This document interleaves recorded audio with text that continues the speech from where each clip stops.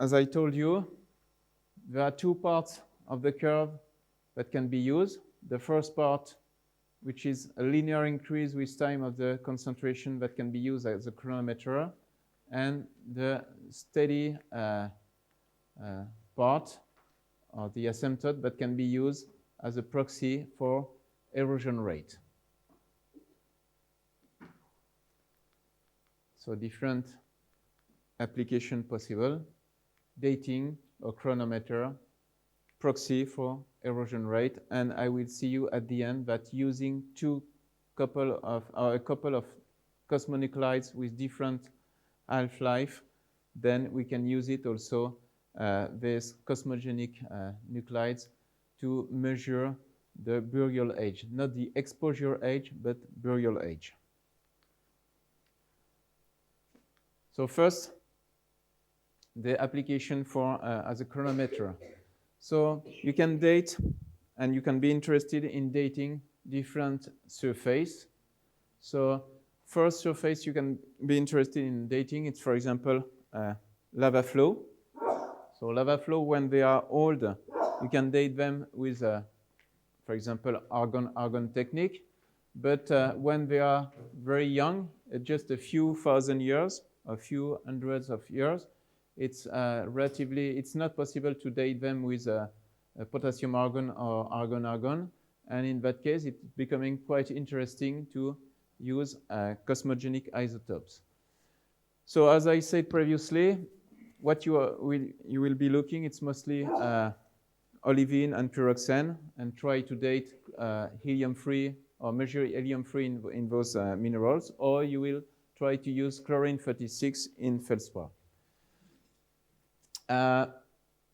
You can have two situations or different situations. Typically, the two end member you could find, it's for a basaltic lava flow. It's a AA flow, which is a rugged topography with many scoriaces. How do we say scoria? I don't remember how we say that in English. So a rough topography with many blocks. And at the other member, it's a Paoyoi flow, which is relatively a low viscosity flow that makes nice chord when the lava flow is freezing. So this kind, for example, of surface will be much more interesting to sample than this kind of surface, just because here you see the chords, and so you get an idea that the surface is pristine and you didn't get erosion. So typically, the concentration you will be measuring the rock at the surface, you can be sure that it's really related to the time since the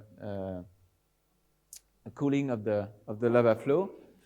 And there is obviously no initial concentration on barium, for example, in barium-10 in your lava flow, and in chlorine-36, no. In the case of helium-3, I show you that sometimes you have to care about the initial concentration.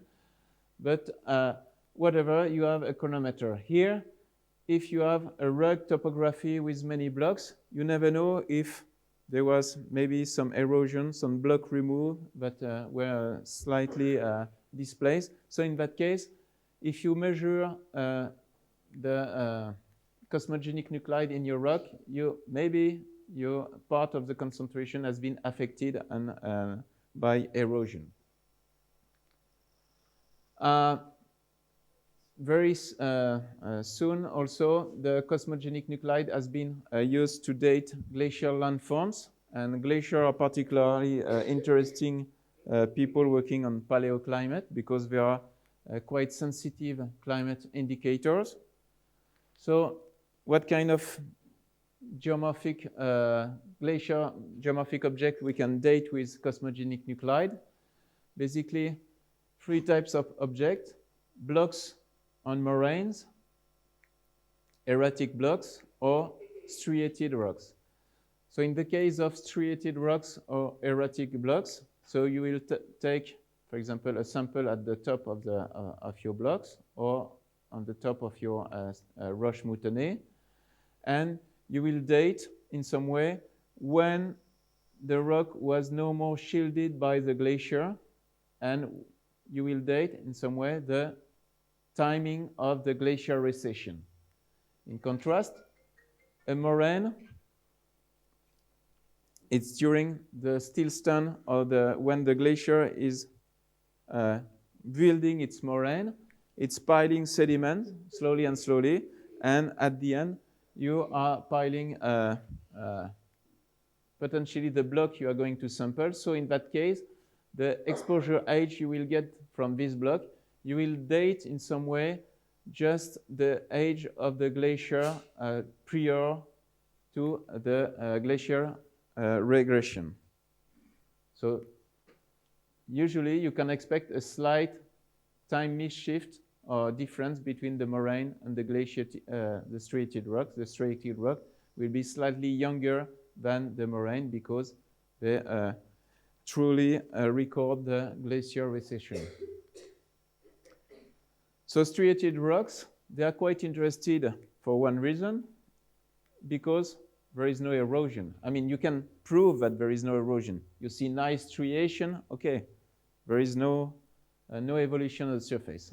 You are not sure, completely sure of that, because sometimes you can have some basal till which was left on top of the striated rocks, and after that rain has been washing out the basal till. So maybe there was some shielding, but if you care, if you take several striated rocks, normally you will end up with a nice result. With block on top of the moraines, we face two problems. So in the ideal case, you have blocks into the rocks on the hill slopes. Then you get collapse of the hill slope on top of the glacier, or blocks that are removed by detachment at the base of the glacier.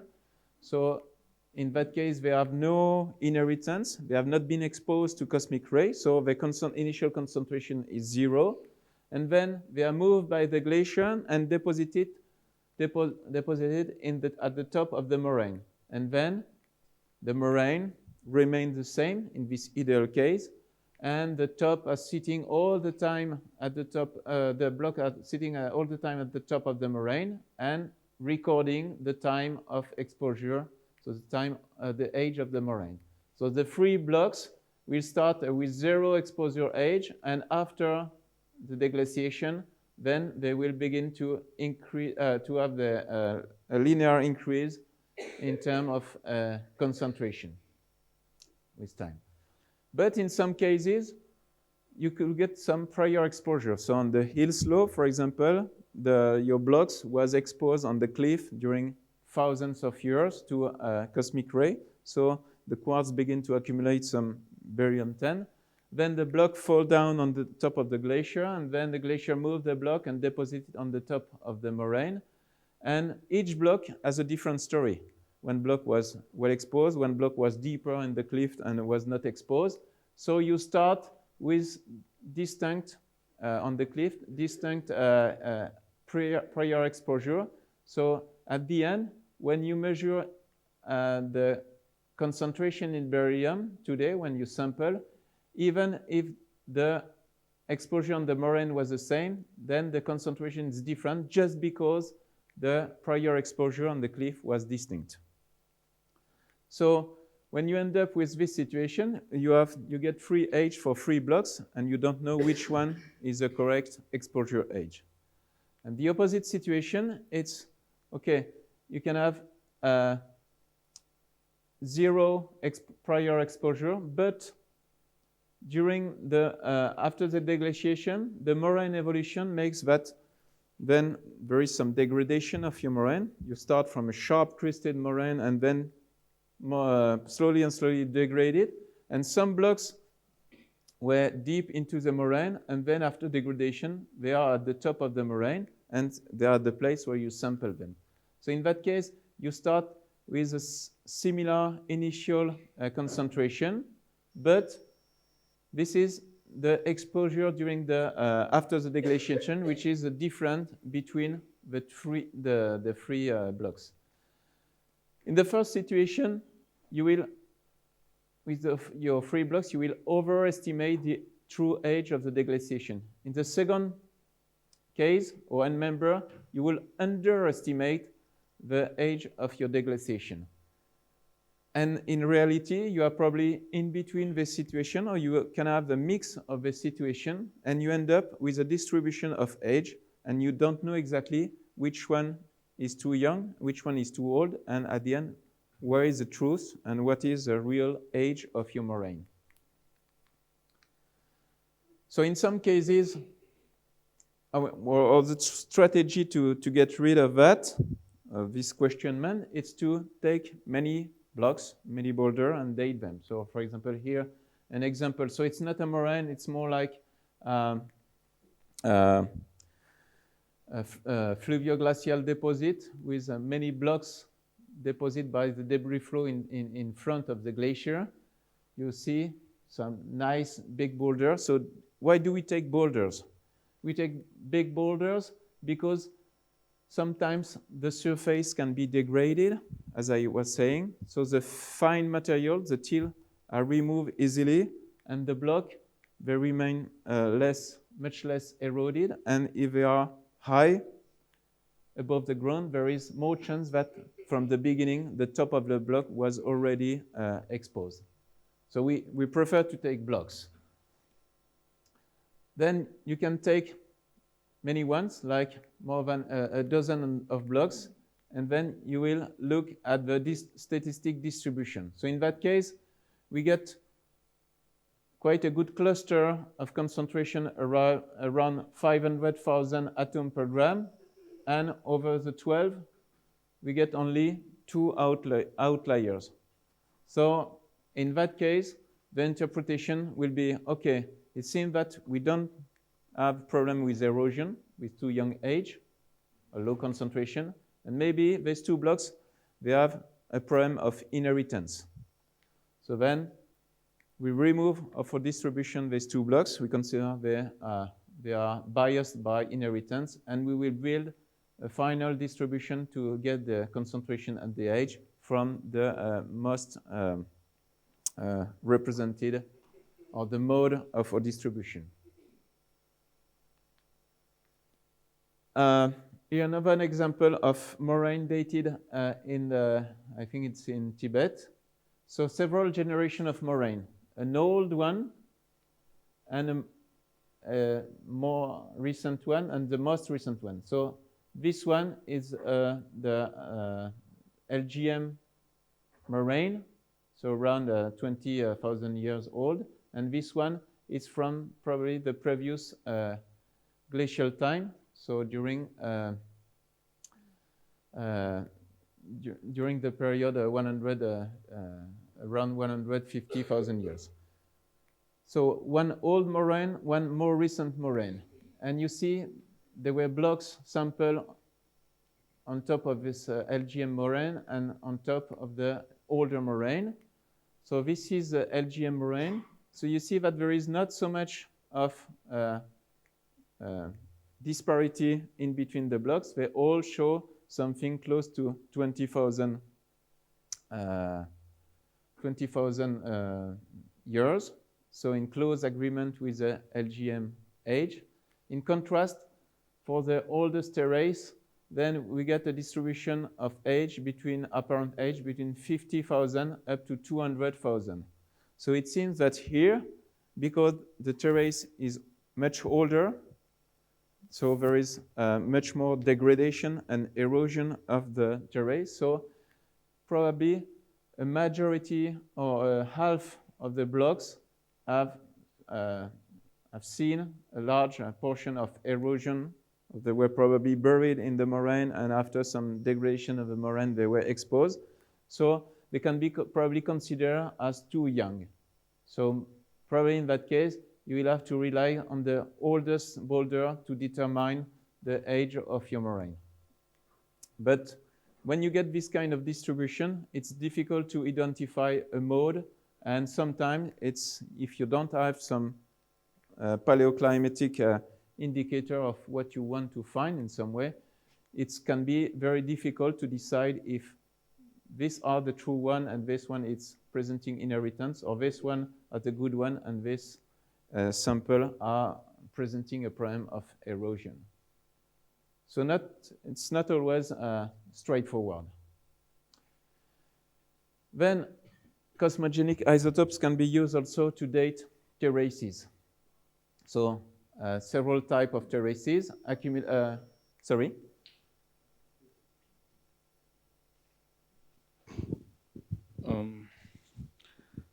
So what is the depth of cosmogenic ray penetration in the ice sheet?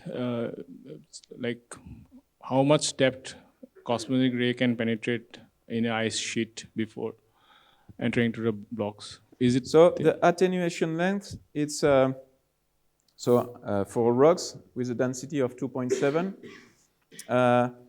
We get an attenuation of exponential 1, so an attenuation of 2.7 of a factor 2.7 after 60 centimeter. So in ice, so because the density is close to 1 or 0.9 something,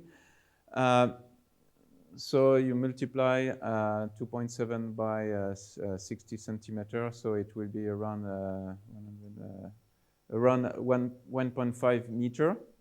Okay, so after 1.5 meter of ice, you will get a decay of the production by a factor 2.7. So after 3 meter of ice, you will get a decay of the production of 2.7 at square, and so on. So if you have at least 10 meter of ice, you can consider that almost there is no production below the ice. Was it your question? Yeah. Correct. Then this moraines exposure, before exposure of these moraine blocks, yeah, it was inside the ice. Let's say that ice was not much thick. Then how do we take into consider those things? Yeah, that's a good question. People usually don't consider it. It means that we consider, well, the blocks can come from two parts. They can come from the cliff and fall on top of the glacier and travel as supraglacial stuff. And in that case, during the glacier transport, they can be exposed or partially exposed to the cosmic ray, and you will get some accumulation. The blocks can come from detachment by plucking or detachment at the base of the glacier, and in that case, there is no problem. There is no exposure during the glacier transport. Usually, people consider that the glacier transport is fast enough to not be accounted for. Okay. I'm trying to remember because one guy in well, there are several studies where people have been sampling a boulder on top of glacier and seeing if they see some increasing concentration when you go downstream along the glacier. And I don't remember exactly the result. In Nepal, there is a small study, and I think the difference between the top and the down part of the glacier was around 200 or maybe 400 years. So it can be considered important if you are dealing with, for example, LGM moraine, so 20,000 years old, 20,000 plus 200 years, it doesn't make a big difference. And usually the disparity you will observe in between the blocks, it's or even the precision of your measurement, which is a few percent. So a few percent of 20,000. Normally, it's you will get an age of 20,000 plus or minus 500 years or 1,000 years. So I would say that the transport, the exposure of the contribution during the glacier transport is almost already included in the error bar of your measurement. Okay. And how many blocks, how many boulder blocks samples are required for a moraine deposit to date? How many blocks, like 10 blocks, 20 blocks? There is no answer. There's no, I mean, there is no standard. An infinite number if you have a true statistic distribution, but I'm not even sure that's If there is some systematic bias, it will maybe it's not good. I don't know. So sometimes, I mean, in that case, you can take 10 more blocks or 100 more blocks, and maybe you will end up with almost already the same distribution. So it's depending, and if all the blocks presenting the same age, maybe by taking just 3-4 blocks, you will get almost 3-4 times the same concentration that you can be considering as enough. If there is more disparity in age, maybe it's better to take more. I would say usually people take between 5 and 15 blocks on top of moraine. So I would say 4 or 5 is the minimum, and then there is no maximum. The maximum is just given by the fact that you don't have so much time and money to date all the blocks you want. So in detrital thermochronology, we use at least 100 zircon grains from a detrital sample. So in this case, these moraines are also a detrital kind of thing. So why this is just 15 maximum blocks? So I don't know. No, it's a different setting because in detrital studies, you try to get some idea about the provenance and the provenance of different parts of your basin. And some part of the basin are affected. So if it's for example, detrital thermochronology, some part are affected by high denudation and some other part low denudation. And you want to have a distribution and get different mode or different peaks, which will be related to different part of your watershed. And so the different peaks are the things you are interested in. So in order to have a reliable statistic distribution and to identify 3, 4, 5 peaks, you need to have hundreds of grains. But here, we are supposed to see exactly the same thing, so just one age. So for that reason, we don't try to discriminate between 2, 3, 5 different provenance. We just try to see one single variable, which is the age of the moraine. So that makes a difference. Okay, yeah, thank you.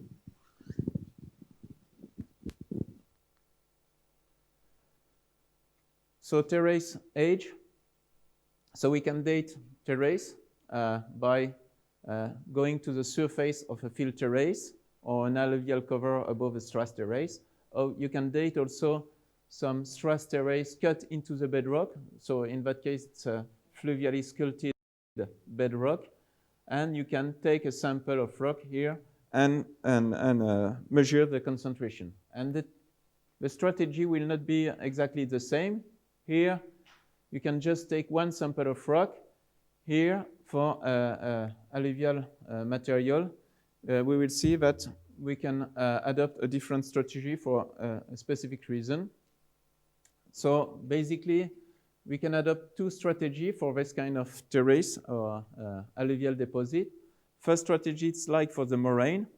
You take blocks on top of your terrace, blocks or pebbles, and again, to try to get some kind of reliable statistic. I don't know if it does mean something, but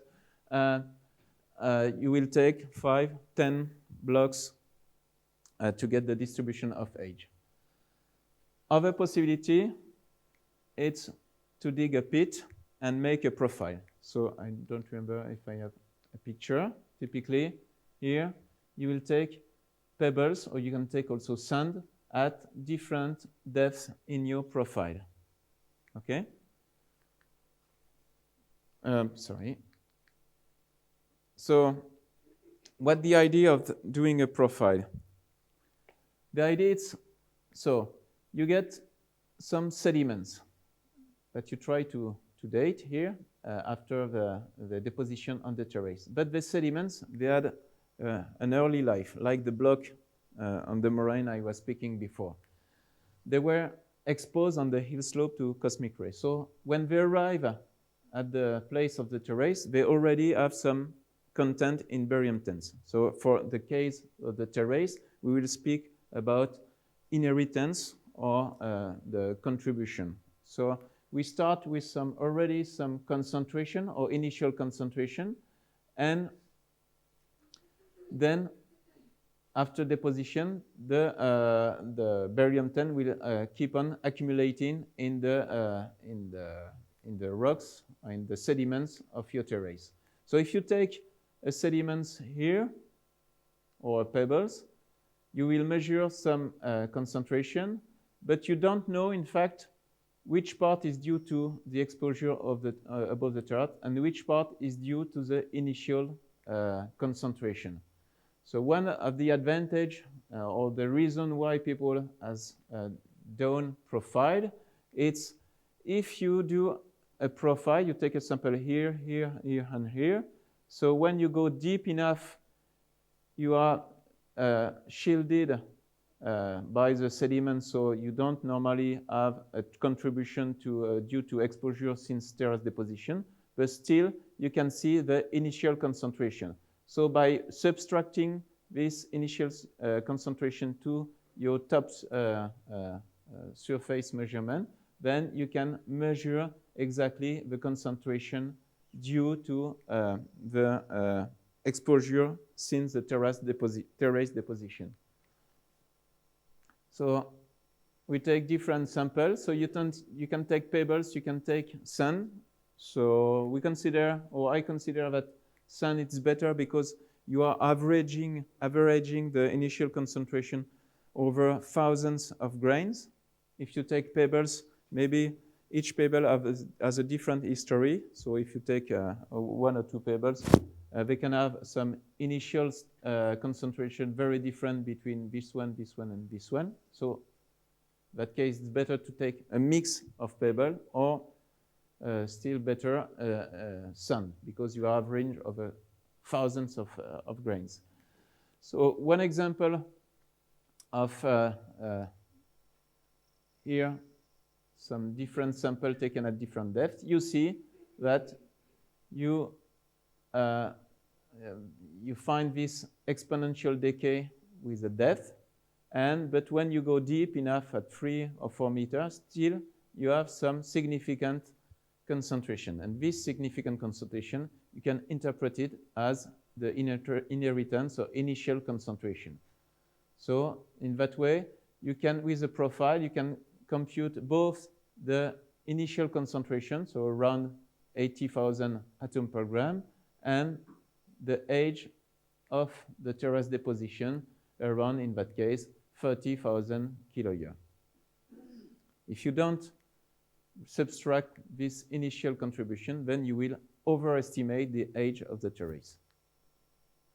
In some cases, if in particular the initial concentration is very high, or if the age of the terrace is quite young, sometimes it's becoming more difficult to get the true age of the terrace because here you see on this profile for a terrace which is only 6,000 years old, the initial concentration is much higher than the concentration produced since the terrace deposition. Yeah?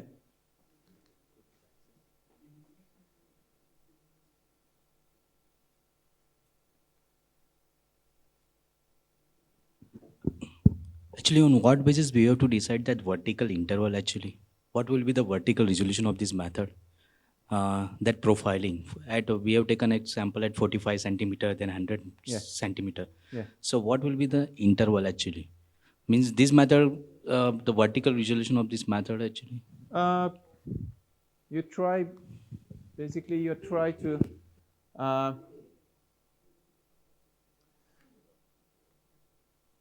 in terms of concentration evolution, it's in the first 1.5 meter. That's the due to the production decay due to for the spallation. It's where you expect a maximum decrease, and then when you go down, further down, you get a decrease due to the muon attenuation, but it's much gradual decrease. So it's not, I mean, we consider that it's not so interesting to get a very dense measurement at greater depth, and it's better to well constrain the exponential decay at this level. So usually we will take a slightly more denser sample close to the surface in the first 1 to 2 meter, and then for the deepest sample you can take 1 sample every meter or something like that. So if you have, it's depending on the setting. Here there were mining gravels, so it was boulderized by people mining gravel. So you can access almost 4 meters of section easily. So the deepest sample you can get, the better it is to have an idea of the initial concentration. But obviously, if you have to dig it with a shovel, and if the sediment is coarse, and it's so sometimes you stop at 2 meters because it's becoming too hard to go deeper. So it's depending on the possibility to go deep. But yeah, usually people take between 4 and 6 sample, and a little more denser sampling close to the surface than down deep. Ivo, so you have shown that section, Yeah. which is open. Yeah. So what is the sampling strategy to take sample from this open section? Because when you dig the pit, you know that the pebbles which is at the depth, there is no exposure. Yeah. But when it is an open section, how do you take the samples from the open section? Because there are two situations. First one, it has been recently mined, so it's anthropogenic. So maybe it has been done 10 years ago, but the accumulations, you don't matter. If it's a natural cliff, yeah, that's a problem. You have to care about the recent exposure. And in that case, it's more like the geomorphic setting. If you are, for example, along the river banks and you see that the river has refreshed very recently, there is no vegetation, and it's recently cut, then you can sample in that place. If you have some doubt about the fact that maybe it has been exposed during hundreds of years, yeah, don't take any sample in that place because it's not good. It's not. You're not respecting the decay with depth because you get some more recent exposure contribution. Subplots. That dots scattered. I just it's in order to calculate the best fit model for the exposure age. So there are different strategies. So the strategy is to consider a Bayesian model or Monte Carlo model where you make many runs with different varying the density of the sediment, varying the exact depth, varying the concentration, and you just each dot is the result of a different simulation, and you take the minimum of the what we call the key 2, so the root mean square of in some way between the data and your model. So my query is a continuation of his. Suppose I have this cliff surface, and let's say it's I'm assuming that it's very old. So how much I need to remove to collect such profile from the surface?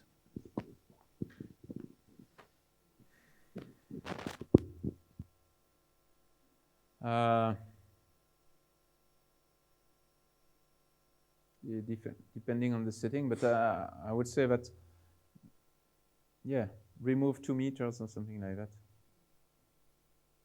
Refresh by 2 meters. But again, it will be depending on the setting. If your cliff is tens of thousands of years old, maybe by muon production, still at great depth, even at 2 meters, you have still some contribution due to the recent exposure on the cliff. So it's a tricky question. It's depending on the setting. But yeah, at least remove 2 meters.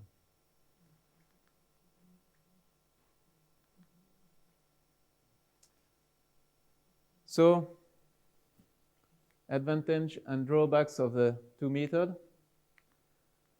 So by taking sample at the surface, you cannot directly account for inheritance. But like for the moraine, for the block at top of the moraines, maybe by some statistics strategy, by looking at the distribution, you will be able to identify some outlier that show you some erosion, or outliers showing you some problem of inheritance, and taking the mode, you will end up maybe with pebbles without inheritance, and choose this one as a true age for the exposure age of your terrace.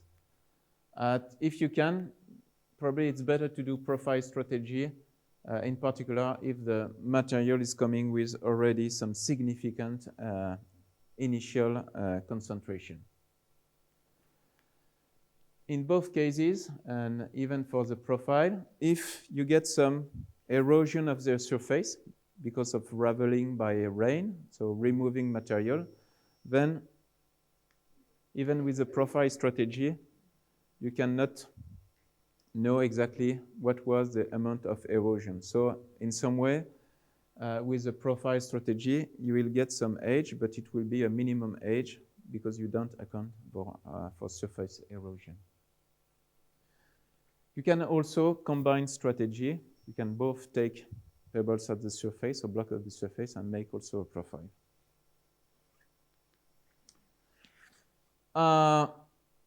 What can we do? What can we date with cosmogenic dating? We can date also, for example, scarp associated to a landslide.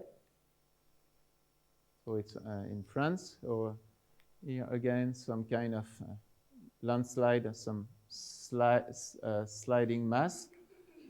And you can take on the scarp left by the landslide, you can take sample, and you can consider that the rocks has been exposed to cosmic ray since the beginning of the landslide. So in that case, it's a slow-moving landslide, and you can see that if you take a sample here or a sample much lower, then you will get a different age, just because the mass is moving slowly or progressively. So the first sample which has been exposed to cosmic ray was the highest one, and the last one has been exposed more recently to a cosmic ray because the scarp is created slowly and slowly downward. What can be done for landslide scarp can be done also for tectonic scarp. So let's move to the Apennine. So we have a number of normal faults here. So I already shown you the other day. A normal fault, a nice ribbon with lighter color. So on the field you can see it. This kind of fault mirror. And you can take sample at different elevation along your fault mirror. So how does it work? Each time you have an earthquake, so for example, the last earthquakes in 2016, you get some nice scarp, a fresh one, a fresh part of the fault mirror which was exposed around 1.5 meter here. So this part before the earthquakes was below the ground, so partly shielded. And then when it gets exposed after the earthquakes, then you begin to produce, to be fully exposed to cosmic ray and to get full production of barium-10, or here with chlorine-36 because they are carbonates. So if you consider a profile sample along the fault mirror, what do you expect in terms of concentration? You will expect a series of exponential branch. So just because if you consider just previously that part before 2016. So here it was close to the surface, so it was accumulating cosmogenic nuclide. But here this part was deeper, so it was accumulating less. And if you look at the concentration just after the earthquakes, you would expect some kind of exponential decay of the concentration. But once it is exposed at the surface, then this point, like this point, will see exactly the same concentration increase. So for that reason, once this exponential branch is at the surface on the fault mirror, then it will be just translated to the right by accumulating through time concentration. So if we have an history of the fault by a series of earthquakes and rupture, then we would expect a series of exponential branch translated towards the higher concentration when you go higher on the fault mirror. And so this example, it's not from Italy, but from Greece.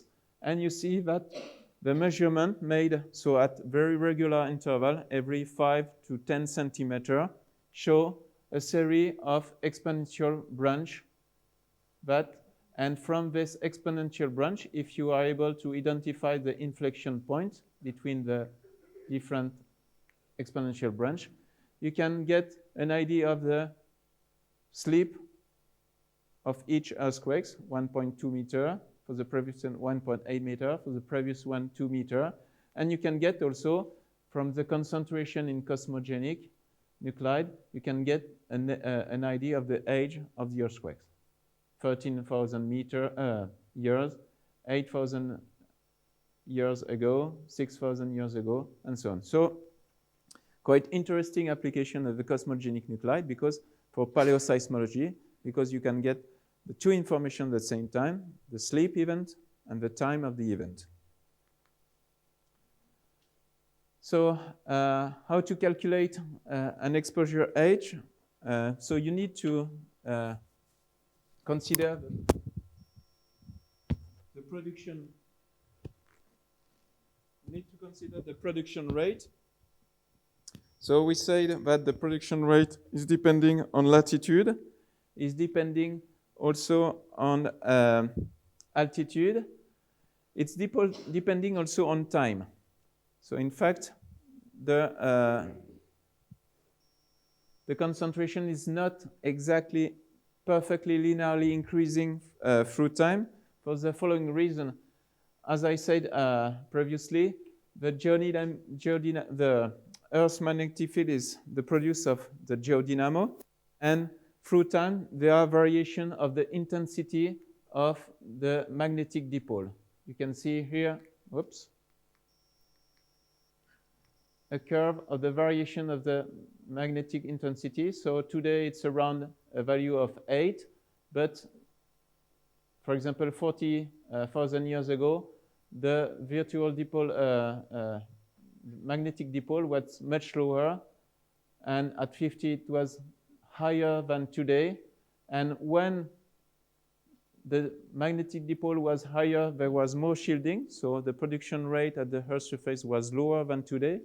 And when the magnetic dipole was lower, there was less shielding, so more cosmic ray, more proton arriving at the top of the troposphere. And then there was more production rate at that time. So the production rate has been changing through time, and the modulation by the magnetic intensity of the magnetic field is around plus or minus 30%. depending where you are in terms of latitude and altitude. The production is also depending of what we call the topographic mask. If you take a sample here on a flat surface, so you can get neutrons or secondary neutrons arriving from everywhere on the open space. But if on one side of your sampling point there is steep mountain, then all the secondary flux arriving from that direction will be stopped by the mountain. So you are receiving less particle, and so the production rate will be decreased by what we call the topographic shielding. By chance, most of the particles are arriving from the vertical, so you need to get very significant topographic mask, more than 30 degrees topographic mask to begin to introduce correction of a few %. So there are equations to account for this effect, and normally when you go to the field, you sample a rock, then you have to measure on a 360 degrees, you need to measure the elevation of the topographic mask and introduce in your spreadsheet to calculate the correction to do. But most of the time, the correction is close to 1, 0.91, down to a factor of 0.95. And in some cases, in particular, for example, in this case, because it's relatively steep here, like 60 degrees or 70 degrees, then you're almost receiving only half of the flux coming from the left and nothing from the right. So in that case, maybe the correction factor will be 0.6, 0.7.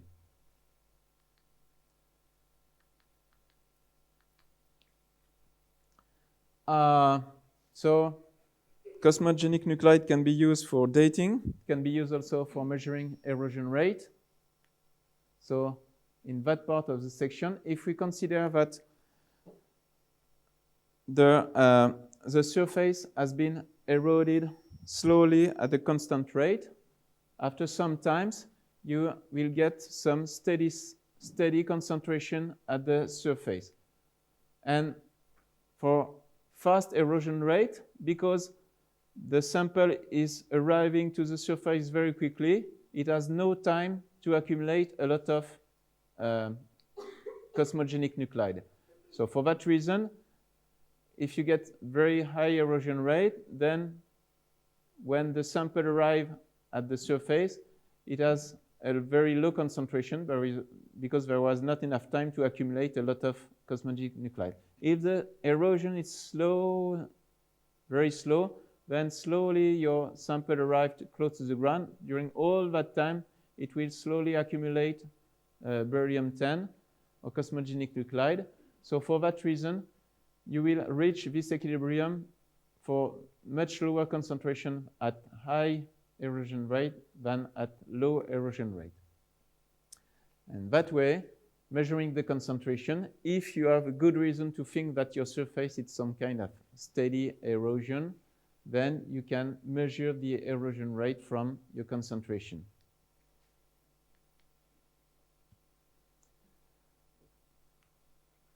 So you can do two things. So in some people have measured directly erosion rate from the ground surface. So you go on your favorite hill slope and you take sample at the surface or just at the interface between the soil and the weathered bedrock, making a correction of the shielding by the soil.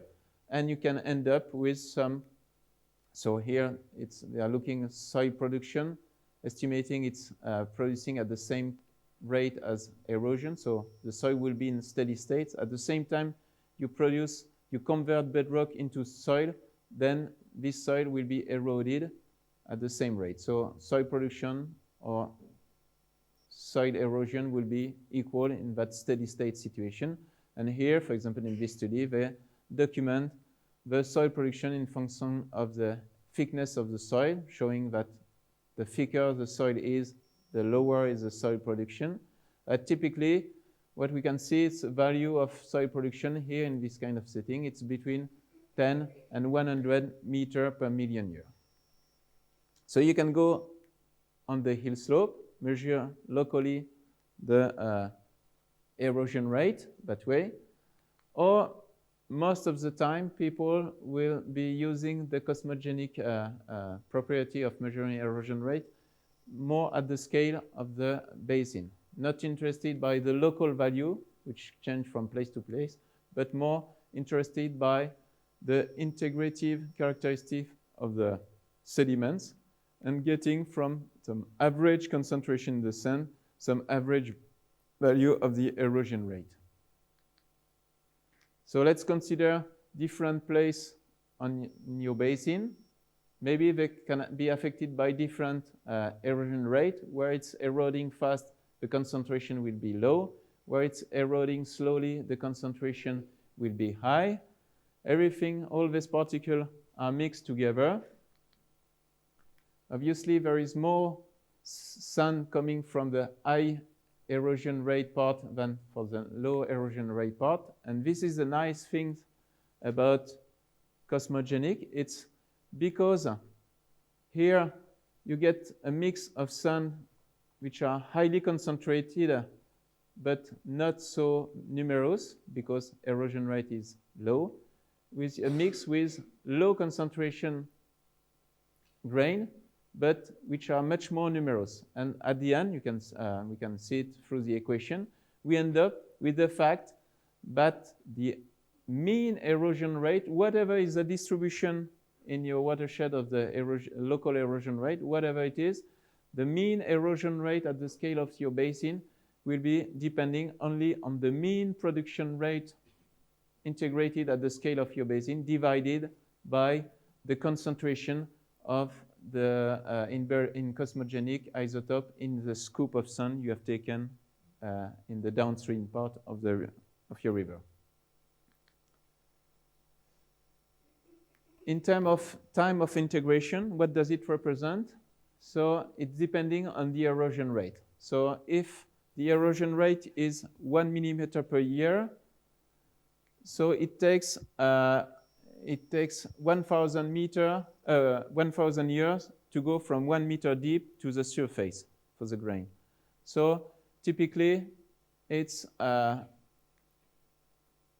for an erosion rate of 1 millimeter per year, we consider that the time integration, or it's representative, this erosion rate, of a time integration over 1,000 years.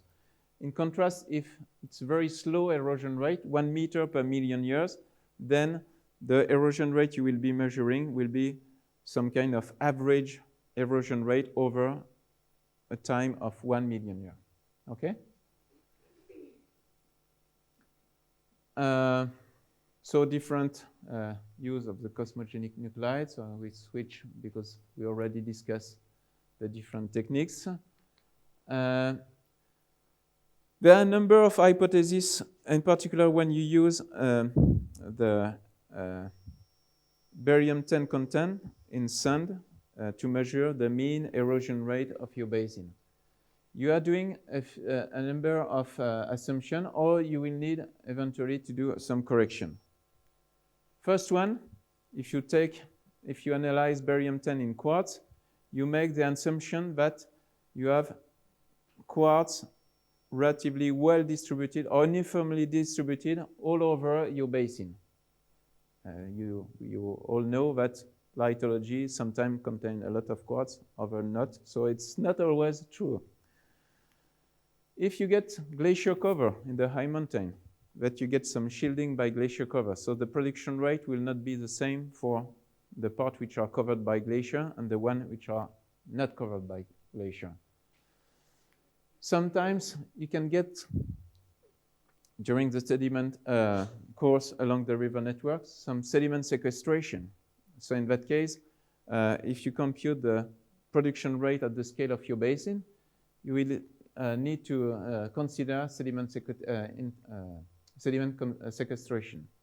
We'll see that there is also some grain size issue potentially, and also some stochastic issue with the sediment production. If you go, for example, in the Himalaya, quartz ubiquity, you go at the Naryani River, so becoming Gandak in India. We are sampling sand here that comes from lesser Himalaya, mostly low metamorphisms units, quartzite, sandstone, mica schist, gneisses in the high Himalaya. So here and here we can consider it's the quartz content, it's more or less similar. But when you arrive in the sedimentary Tethys series, then many units are carbonates units, and carbonates do not produce sun.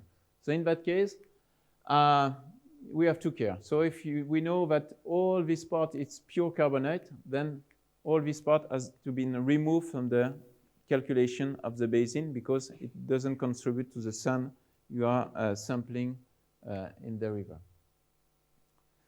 If it's containing carbonate, but also a few units with quartz, then it's more tricky because the equation I shown before, this one, stopped to be true. And in that case, you need to do more assumption to be able to deal with the fact that quartz is not ubiquitous or not uniformly distributed. So you need to go into calculation, introduce some constraint. Glacier cover, so you can consider for the same basin, for example, the glacier cover, and then where you have a glacier, you will consider that because of the shielding, the production rate is 0. So any grains coming out from the glacier has a concentration of 0. But at the end, it is mixed here, so it will participate to the final concentration you are measuring in your sun. Sequestration. So imagine, for example, this basin, you're sampling sun here, and here there was 1,000 years ago a big landslide that blocked the river, makes the Foxhundo Lake. So any sediments coming from the upstream part will be stored in this lake and is not participating to the sun you are collecting here. So if you do the calculation of the erosion rate, so you don't take the full basin area in that case, you just consider the one which is downstream of the dam. Okay? Obviously, if it's a very recent dam, so maybe some sun here come from here and are still traveling. Meanwhile, the dam was constructed. But if it is a natural dam, which is 1,000 years old, don't take into account this upper part. Stochastic issue. So if you consider a very progressive erosion, so imagine your grain coming slowly toward the surface, and when it's coming toward the surface is getting more and more concentration, so it's becoming darker here, and then when it arrives at surface, it's eroded away and go to the river sun. But in many mountains, we know that one of the big hill slope process is landslide. So you are removing a big chunk of material, and material which is rich in barium-10 or cosmogenic nuclide, and the more basal part, a deeper part, which is much poorer in terms or much less concentration in terms of cosmogenic nuclide. And all the sands arriving in your river, it's a mix of high concentration and low concentration. And because landslide are stochastics, then when you go on the field and take your sand sample, you don't know exactly if 10 years before or 1 year before there was a big landslide, or maybe there was no landslide since 100 years in that basin. So you can have some stochasticity in terms of time variation in terms of barium-10 content. And it was proposed, and for example, by Niemi and et al. In 2005, that because of the sample strategy, many times you will miss, there is some over-representation of the slowly eroding part of the landscape with a high concentration, an over-representation of this grain compared to the grain coming from the landslide. And in that case, if the concentration is too high or higher than the true average concentration on the long term, then you will underestimate the true erosion rate in that case. And the second point that this paper is addressing, it's that if you go in a small basin or if you go in a very large basin, so for the very large basin, the probability to have many landslides and to smooth out in some way the stochastic effect of the landslide, it's much higher in that case than for the small basin. So in the small basin, we are much more sensitive to the stochasticity of the landslide occurrence. So the risk of underestimating the erosion rate in small basin is much higher than in large basin. We can see it, I will show you two examples that show it in some way. First example, a small basin in central Himalaya where Arjun Aimsas has sampled along the crest, has sampled also sand from small basin and has sampled also sand at the outlet of the basin. And he got at the outlet 3 millimeter per year, in the small basin between 0.1 and 1 millimeter per year, and on the crest, so a much lower erosion rate. So here, this corresponds to the slowly eroding part.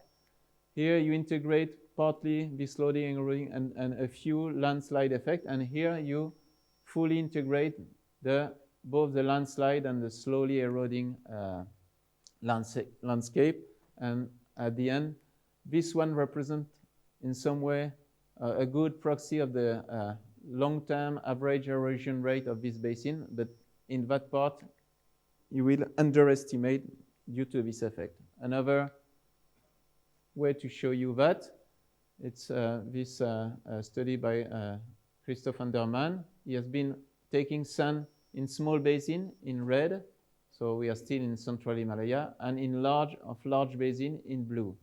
And you see for a same topographic slope or for a same relief of, for example, 3,000 meters, then the small basin present always a concentration or an erosion rate, apparent erosion rate, 2 to 3 times slower than the large basin in blue. So again, the same effect, but probably for small basin, you don't have enough averaging power to smooth out the stochastic effect, and there is some tendency probably to underestimate the true erosion rate.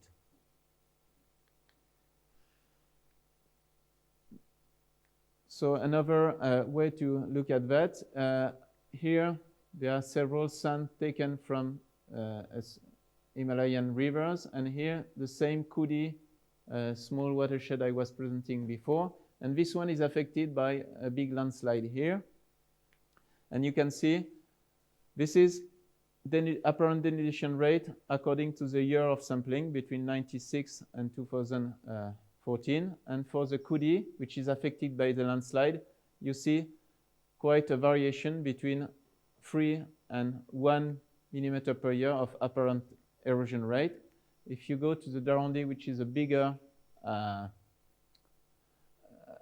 basin, then on the same time scale, you get much more constant apparent denudation rate, some kind of stability of the sand content. Yeah, I will skip that part. Last issue, grain size. Yeah.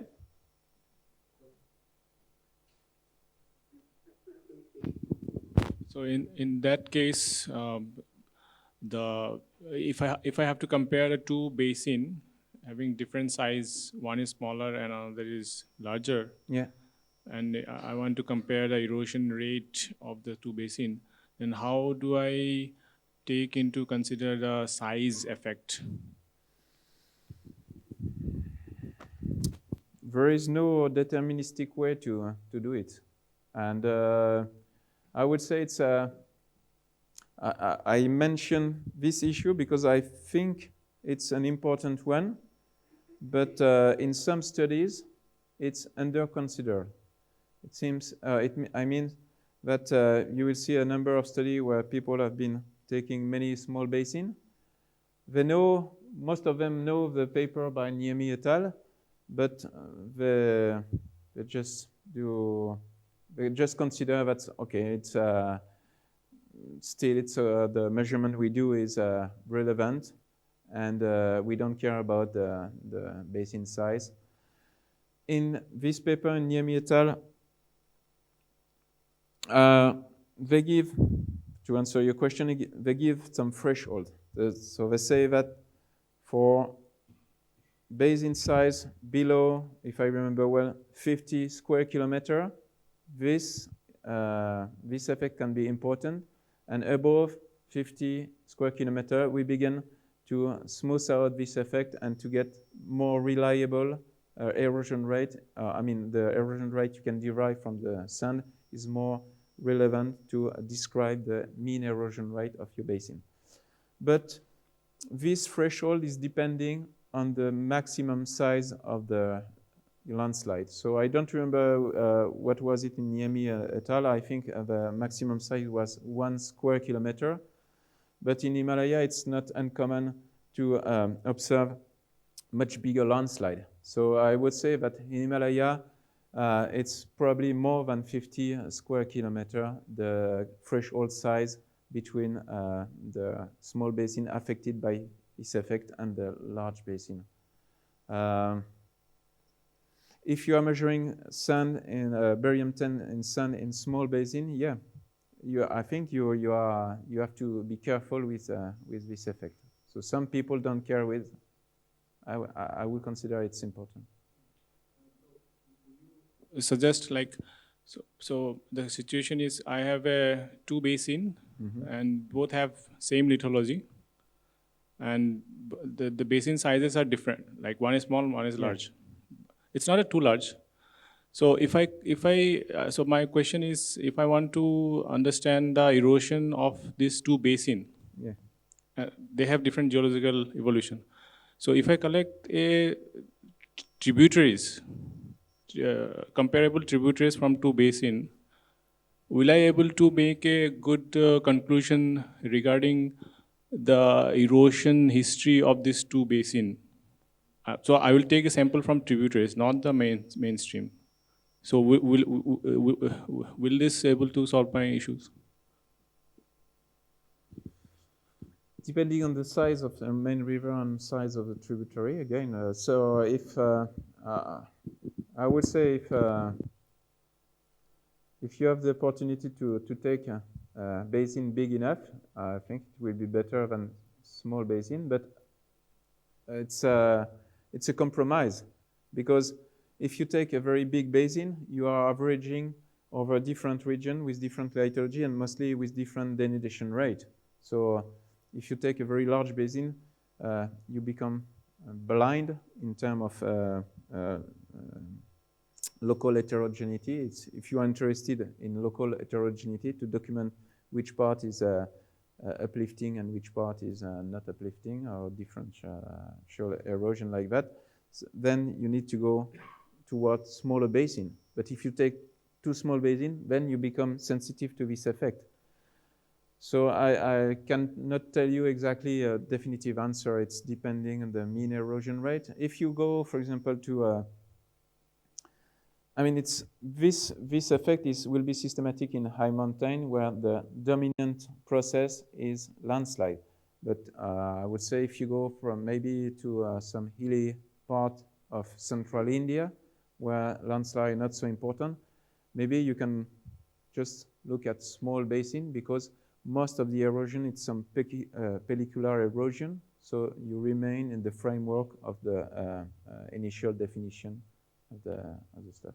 If you go to the Himalaya, be careful to this effect, but there is no definitive answer. I cannot tell you.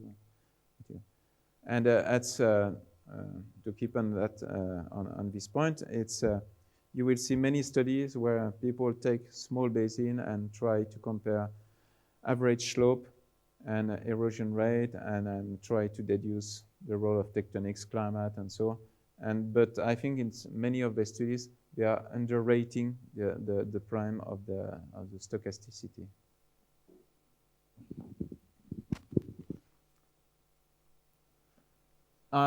Last effect linked also to landslide process. It's if you consider soil and regoliths and bedrock, or when you go deep, you go from a soil cover to weathered bedrock, what we call regolith, to saprolite, so weathered bedrock but in place, and then to the more or less weathered rocks. And if you consider the material, the granulometry of soil, typically you get clay, silt, and sand, and most of the particle will be in the range of, let's say, 100 micrometer to 200 micrometer. So fine material in the soil. In the landslide, you get a lot of blocks, granules, or whatever, and only, let's say, 30% of silt and sand or material lower than 2 or 1 millimeter. When you take a scoop of sand, you're analyzing a given granulometry. So usually you sieve your material even, and you will work on a specific granulometry. People can work with 200 to 1,000 micron, other with 125 to 250 micron. So you can choose your granulometry, but the important fact is if you choose, for example, between 100 and 500 micron, so you can see that you will get many particles coming from soil and much less particle coming from landslide. So you will, in your sand sample, there is in some way an over-representation of the particle coming from the soil than the particle coming from the deepest part of the landslide. And because the soil is close to the surface, it is richer in cosmogenic nuclide than the deepest material from 5 to 10 meters below the ground. So at the end, in your sand, if you are over-representing the soil material, you will get a more concentration due to this over-representation. So always in the same Cooley basin, so different sampling point just below a landslide area and further downstream. And in this study, the cosmogenic nuclide of the barium 10 was measured in different grain size, going from 75, 100 microns, so fine material in brown, to up to gravel size, larger than 5 millimeter in white color. And you see, well, except a few samples that are slightly different, but you see that downstream of the landslide, so close to the headwater, there is some systematic difference between the small granulometry and the large granulometry. The small granulometry has a much higher concentration than this large granulometry, same here and here, 2 to 3 times higher for the fine sand than for the small gravels. So it is interpreted as resulting from this effect. The small gravels are coming from deep and low concentration area in the ground, and small grain size are coming from the topsoil, and so are richer because they are close to the ground surface.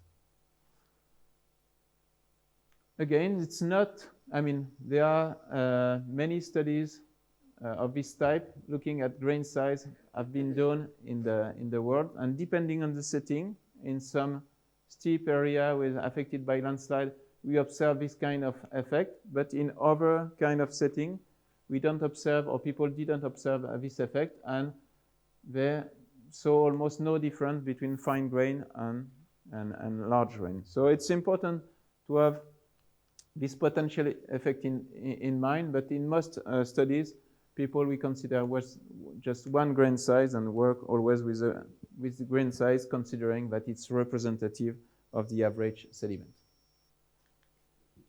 Sir? Yeah. Sir, but if you are taking the isotopic ratio, I mean between beryllium 10 to beryllium 9 ratio, the size will really matters or not? Sorry.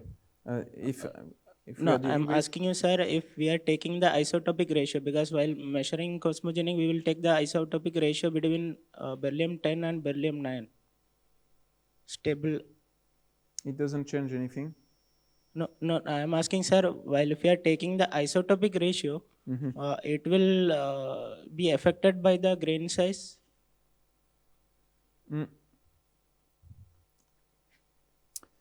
The isotopic ratio, I'm not sure to understand. When you speak about barium 10, because there are, naturally in the quartz, there is some small proportion of, well, there is some barium 9, but usually we consider that this quantity of barium 9 is small enough to not consider it.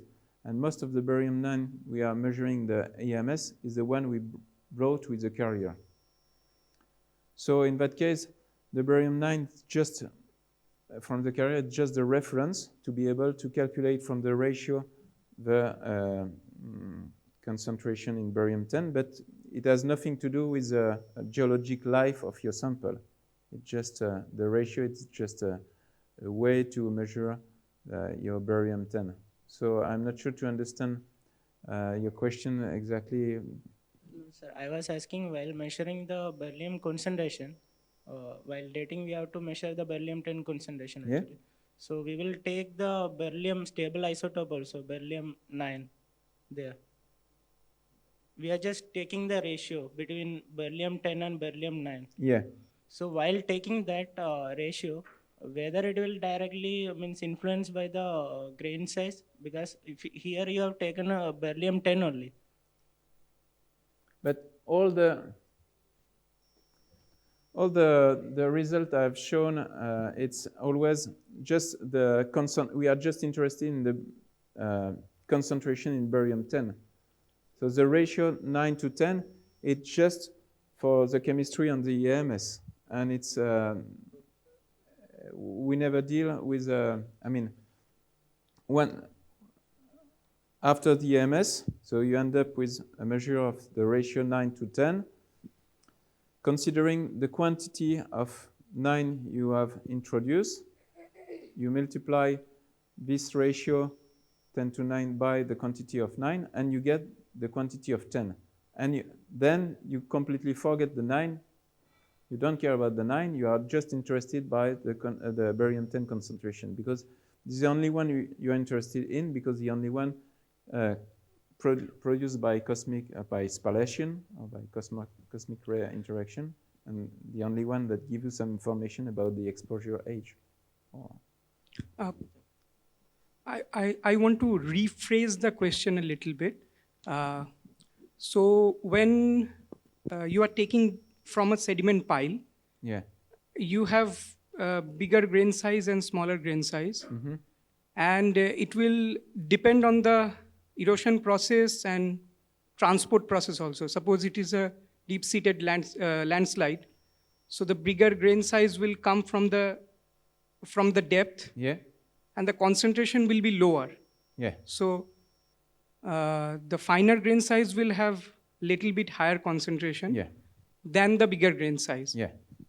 So I guess what he was trying to ask that what is the effect of the grain size? I mean, if we take small and big, what is the level of concentration of beryllium 10? Difference of concentration. Yeah, but well, in that case, there is a difference of 2 to 3 between the smallest and largest. But there are other studies that document opposite effect. in which case? It's in arid environment, for example, in the South America, in Chile. We have been looking at river long enough, like 50 kilometers long, and because it's an arid environment, the sediment transport is relatively slow. And during the sediment transport, the large grains, in particular the boulder, will travel slower than the fine grain. So in that case, during the sediment transport, you can get additional exposure.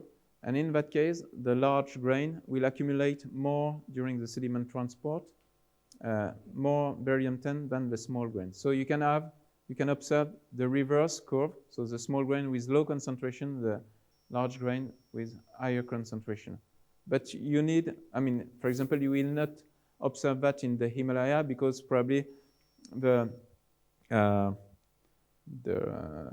transport time is very short, a few tenths or maximum hundreds years, and it's too short compared to the exposure on the hill slope. So the dominant process that affects the grain size signature, it's what's going on the hill slope, not what's going on in during the sediment transport. But in other settings, maybe the sediment transport can become some important issue and can affect your concentration.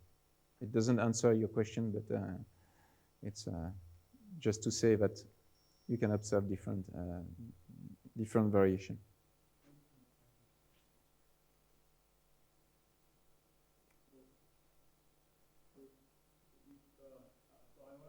I want to date landslide activity. Mm-hmm. So what is a good way to sample? Like I need to collect the chips or the soil sample? What kind of landslide activity do you want to document? It's a landslide where there is no surface of the bedrock that you showed last time. Okay. So I don't have option of collecting samples from the exposed scarp, but I have a lot of landslide material. So my question is, I want to date when the landslide happened. I have the material, only the landslide materials like cobbles and angular chips and soils. So what is a good way to collect sample? Tomorrow evening, I will show one example of a landslide dated by cosmogenic. So you can date either the scar, but if you don't see the scar, or if you cannot reach the scar, if you can find some initial surface of the landslide deposit, and you can be sure that it's the pristine surface, it has not been eroded, then you can sample material on top. And it's like for moraine, I think it's better to take the summit of big blocks, because even if the fine material has been washed out, there is more probability that the top of the blocks have been exposed since the beginning. So in that case, sample the summit of the block. But if the block is resting on some eroded part of the landslide, there is no way to sample it because erosion, the surface is too much affected by erosion to be reliable. So you have to identify a zone where the landslide deposit was relatively flat, not eroded, and then go there and take a sample of a big boulder. And again, several big boulders to have a distribution of age. Okay. Yep. So what we can do, do we go for lunch or what?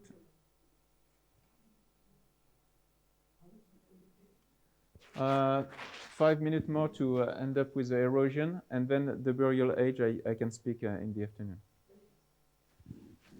So what we can do for present time, we can do for the past. So for example, if you're interested to know how fast the erosion was in the Himalaya 1 million years ago or 2 million years ago, then you can go where you have some sedimentary archives that give you sediments coming from the Himalaya 2 or 3 million years ago. And you can also do the same method. Just take sand, measure barium-10, and get an idea of the erosion rate. But the only difficulty is you have to account for several corrections in order to do that, and I will show you that. So first of all, because barium-10 is decaying, you need to correct from the radioactive decay.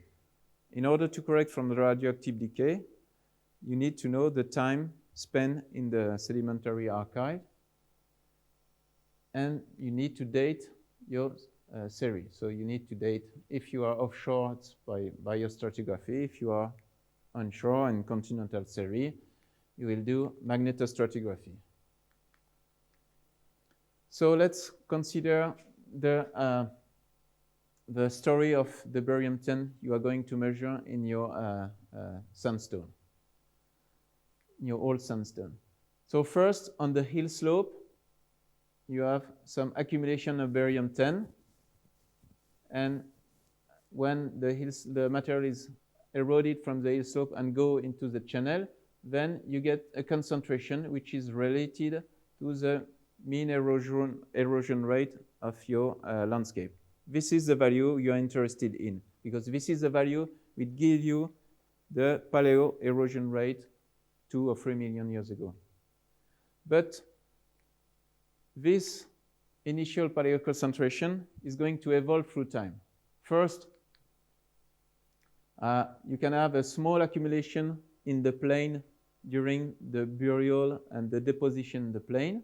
So it can take times to bury your material, and so it can keep on accumulating a little. And then once it is buried below several meters of sediments, it is fully shielded. So the only evolution of the barium-10 will be a radioactive decay through time. So if you are waiting 3-4 million years, then you will get, after 4 million years, like 8 times decay of your barium-10.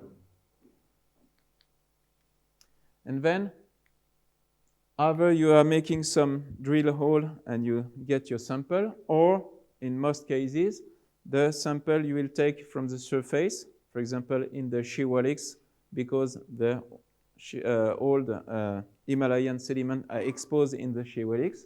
But during the exhumation and the erosion up to the surface, you can get some exposure of your sample to a recent cosmic ray. So you will get a few corrections to do. So you can go, for example, along a road cut to be sure that this contribution to recent exposure was minimal. And then in that case, you just take mostly into account the radioactive decay. So knowing the age of your sediments, then you will correct to go from that concentration you measure toward a paleo concentration at the initial deposition. So I will show you an example of that. So again, the Nariani, the Chitwan, the frontal fold with the Valmiki Park, and we sample a sandstone series in the southern limb of some frontal propagation fold, dated over 4 kilometers of section with magnetostratigraphy. So this is the inversion we measure in the sandstone, and this is a reference scale, and matching the two, we end up with the most probable timeline. So relatively a constant sedimentation rate of around 0.5 millimeter per year. And from the concentration we measure in the barium-10, we were able, after barium-10 decay correction, to have a paleo erosion rate. So this is a modern Nariani, and they are the values. So for the past paleo concentration, so some scattering, important in the past, because when you arrive in very old series, because of the radioactive decay, the concentration in barium-10 is minimal. So you are very sensitive to the uncertainty and you are close to the detection limit. So it's becoming more tricky. For that reason, there is a large error bar. And if you consider that during all that time, the basin, the Narayani Basin, has been keeping more or less the same geometry and the same elevation, so it means that the production rate was more or less the same all that time. And in that case, you can interpret your paleoconcentration in terms of paleoerosion rate. And here, if we consider average value, you can see that since, let's say, 5 million years, we get relatively constant erosion rate, so around a little less than 2 millimeters per year, similar to what we measure today at the outlet of the Narayani River. So in that way, we are able, with this method, to document the erosion of the Himalayan range in the past. So the limitation is the half-life of the barium-10 that makes that for series older than 7-8 million years, it's becoming too difficult to measure any trace of barium-10 because of the decay. So we are limited with this method for the last, let's say, maximum 10 million years. Okay, so this afternoon, I will briefly present you the burial ages. And then we will shift to a practical exercise.